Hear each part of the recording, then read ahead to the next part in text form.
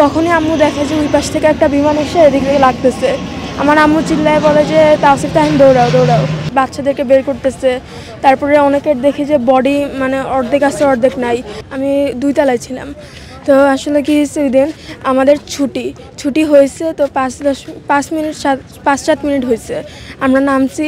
আমার আম্মু প্রতিদিন আসে আমাদেরকে নেওয়ার জন্য, তো এখানে আমার আম্মু এসে দাঁড়াইছিল।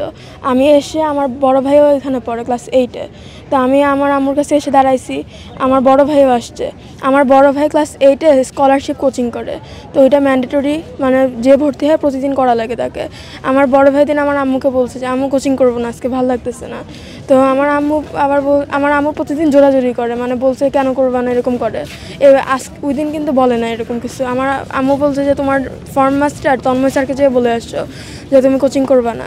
ওয়ালটন এখন দেশের সীমানা পেরিয়ে পৌঁছে গিয়েছে 50টিরও বেশি দেশে। ওয়ালটন, ঘরে ঘরে বিশ্বজুড়ে।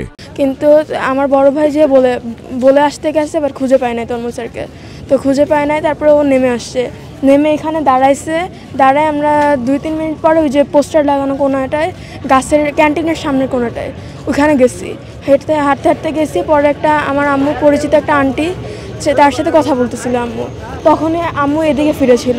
তো তখনই আম্মু দেখে যে ওই পাশ থেকে একটা বিমান এসে এদিক থেকে লাগতেছে। আমার আম্মু চিল্লায় বলে যে তাওসিফ তাহিন দৌড়াও দৌড়াও।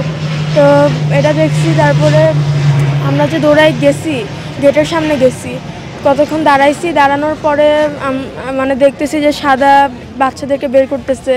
তারপরে অনেকের দেখি যে বডি মানে অর্ধেক আছে অর্ধেক নাই, হাত একটা আলাদা হয়ে গেছে এরকম। তারপরে অনেককে দেখছি জামা কাপড় একটুও নাই, মানে আমরা দৌড়াইতেছি কিন্তু আসলে মানুষ পিছন থেকে ভিডিও করতেছে বাট হেল্প করতেছে না, এরকম দেখছি। অনেক খারাপ লাগছে।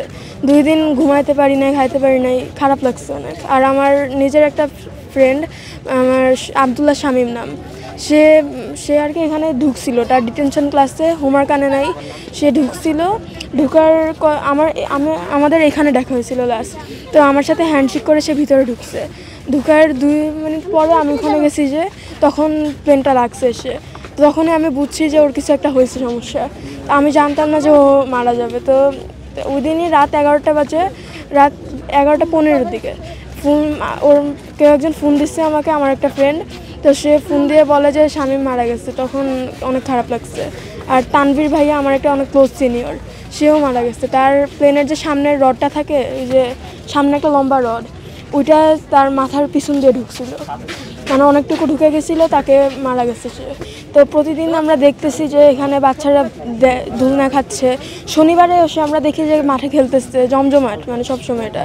কিন্তু আসলে এখন আর ধুলনাতে নাই। তারপরে দেখলাম মরিচা পড়ে গেছে ধুলনায়, এত গরম, মানে এত আগুনে হয়েছে যে ফ্যানগুলো বাঁকা হয়ে গেছে এভাবে। আর যে ক্লাসে প্লেনটা লাগছে সেটার ফ্যান সব খুলে পড়ে গেছে, আর পুরো ক্লাস মানে কালো হয়ে গেছে এরকম।